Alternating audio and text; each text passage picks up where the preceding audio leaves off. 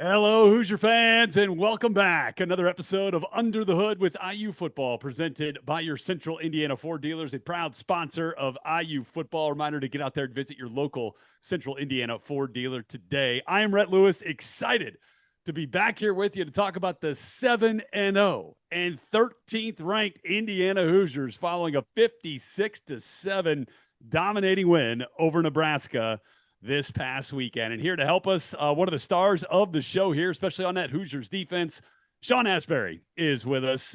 Sean, welcome to Under the Hood, my friend. Appreciate you giving us a few minutes of your time, man. How much fun is 7-0? It's great. I never experienced it in my college career, so I'm loving it right now. Yeah, well, I was a Hoosier for 5 years, from '01 to '05, and I didn't experience it either, my friend. So this is kind of uncharted waters for everybody, which makes it kind of all the more exciting, right? Because you're kind of wondering, all right, what's next, right? What's it going to be like next? And I'm sure 8-0, if that's something you guys are fortunate enough to be able to accomplish, will feel even better than it does right now. But let me ask you this, man: how would you describe the atmosphere that you guys played in on Saturday? It was crazy. I never experienced anything like it. I'm sure a lot of the guys probably never experienced anything like it. Um, I mean, I can't even really put it into words. It was so crazy, Yeah. but I hope it keep happening over these next few home games and even a couple of away games we got. So just to kind of double down on your journey here a little bit, right? You came to Indiana from Old Dominion, but before ODU, you were at BC, right? At Boston College, where you started. I mean, that Power Five program in the ACC there. So you said the atmosphere on Saturday was even, kind of bigger than things you had been through that year as well. Yeah, it was bigger than that year. It was bigger than anything at ODU. It was bigger than some of our home game, our away games that we played at Yeah. ODU. So like I've never experienced anything like it. You could barely hear. You could barely hear out there. So I loved it though. Then the rock, pack the rock, right? That's Rock, uh, like the that's rock. what it's that's what it's all about, man. Defend your home turf, and you guys did that expertly on Saturday. How many people have sent you clips of the Gus Johnson call of your interception? I don't know. It's probably a ton. I got tagged in it a lot. Yeah, that's what My I figured. dad sent it to me. My mom, my all my boys from home, some of my old teammates. Like everybody been talking about it. I think one of my coaches made a little comment about it. So Yeah, it's I mean, it's it's kind of cool, it's right? just funny to see. Yeah, it's. Yeah, He's a legend. So it's kind of yeah. cool to see. So I appreciate him doing that though. That was love. I really appreciate it. Yeah, of course. I mean, you kind of think about it, and it was one of the kind of the turning points in that game. If you talk about really kind of putting a stamp on it, right? I mean, obviously there was more game to be played after that Yeah. interception, but it felt like that was one of those moments in the game, right? And I mean, for Gus, like he went out and and it was like a moment for Indiana football too. With the way that he kind of termed it, and so I think that was kind of a neat culmination of what I thought was, man, a really big game by the secondary in general. And we'll get to the whole team, but I felt like this was one of you guys, like as a unit, collectively, one of your best games as a group back there. How did you feel about it? Yeah, I definitely feel like this is probably like the first complete game as a secondary that we played all season. I feel like a lot of us we played clean. We prepared extra this week, so it kind of showed up on the field. But I definitely feel like, from the corners to the safeties to the nickel, we all just put in extra time and it showed out there on the field on Saturday. Yeah, and kind of had a different look out at the nickel or the rover spot with your Old Dominion teammate Terry Jones jumping in there. Man, it felt like you guys had a great little chemistry going, and Terry was juiced up in that game. Made a couple of big tackles and big plays. What was it like to kind of be reunited on a more consistent basis with him back in the secondary? Yeah, it was great. We talked about it probably earlier, probably before the game, probably Friday night.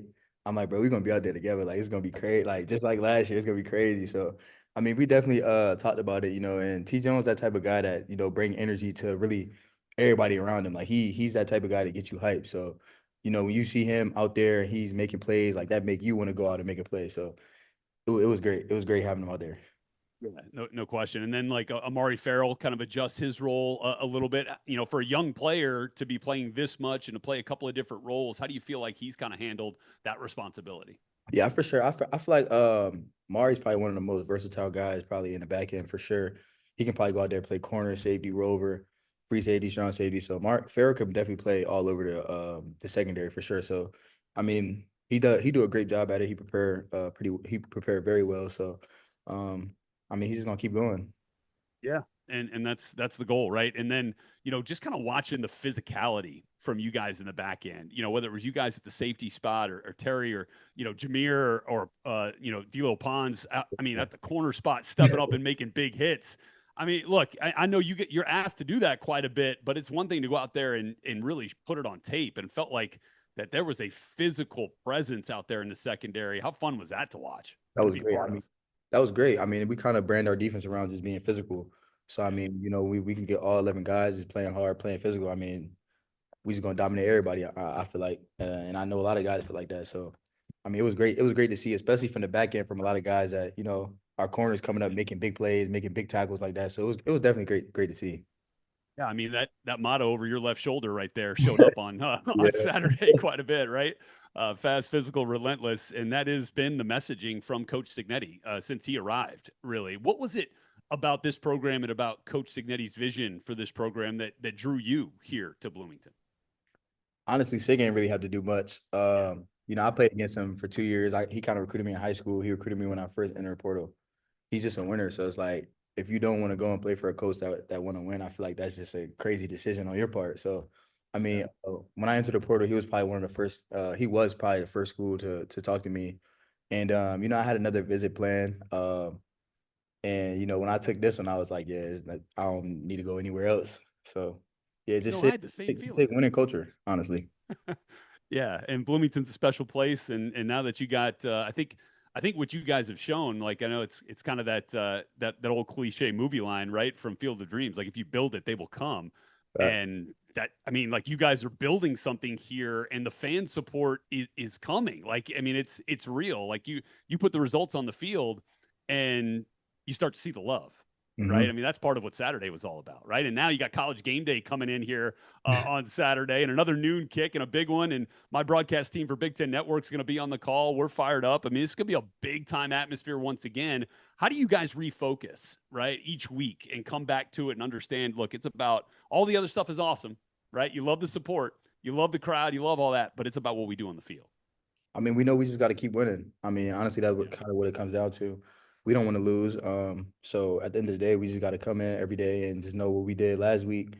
Yeah, it was great. Yeah, we had big noon kickoff. Everything was cool.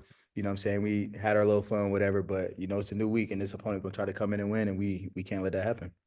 Is that the vibe like amongst your teammates? Like you feel like that while 7-0 is uncharted territory for this program, that they understand that 7-0 was kind of never the end goal, Yeah, right? That no. it's always more. Yeah, no. Honestly, I mean, a lot of us kind of tell each other every day, like we 0-0. Like we just got to go out every day and try to win another game. Go 1-0 each week. So, I mean, that's really our mentality. We're not really too caught on, oh yeah, we're 7-0, we're trying to be 8-0. We're just trying to go out and win every single game that we got to play. Anybody that we got on the schedule, we're just trying to go out and win. No question. And then, as you look at what, this opportunity, the eighth opportunity of the season brings this week, and it's a Washington Huskies team, it's got a couple of wide receivers that have been, big time this year, especially putting the ball in the paint, scoring touchdowns. And then, a veteran quarterback in Will Rogers and a good coaching staff there. What does that team kind of look like to you as you get set for this week?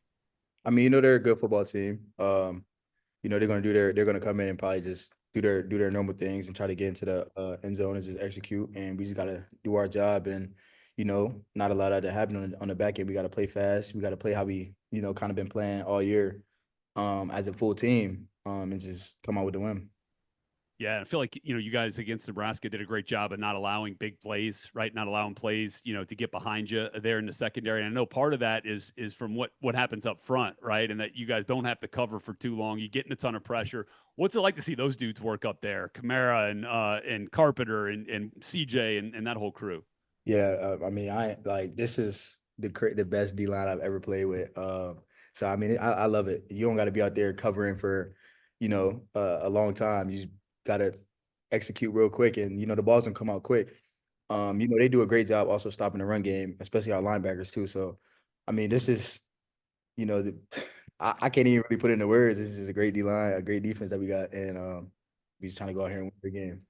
And then lastly here for you, like what do you think it is about the way that Coach Haynes, runs this defense that fits you so well to come in here and, claim a starting role and a big time impact player pretty dang quickly here for this Hoosiers team. I feel like Coach Haynes is just a really smart coach. I mean, I feel like he got a lot of different schemes that he knows how to use every player to their best ability, and he just know where to put them and where to have them in the right spot. And I feel like he brought in the right guys. He brought in the right guys, and kept a lot of the right guys that stayed and was able to find a role for each person. And I feel like in the scheme that he runs, it kind of fit all of us, and that's why we just been doing so well. And does it feel kind of special because since you brought up that mesh, right? Of you're one of the guys that came in via the portal, and a number of key guys that are playing here were on this team a year ago.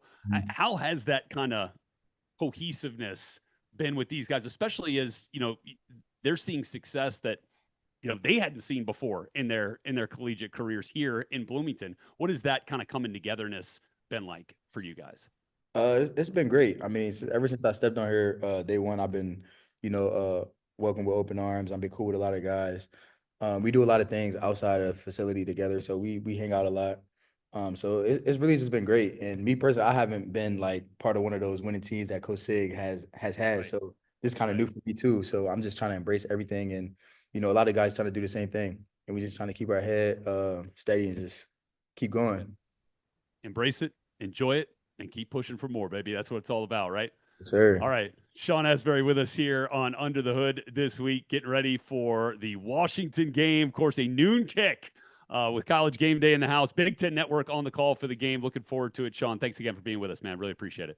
Thank you. All right. That's it for another episode of Under the Hood with IU Football. I'm Rhett Lewis.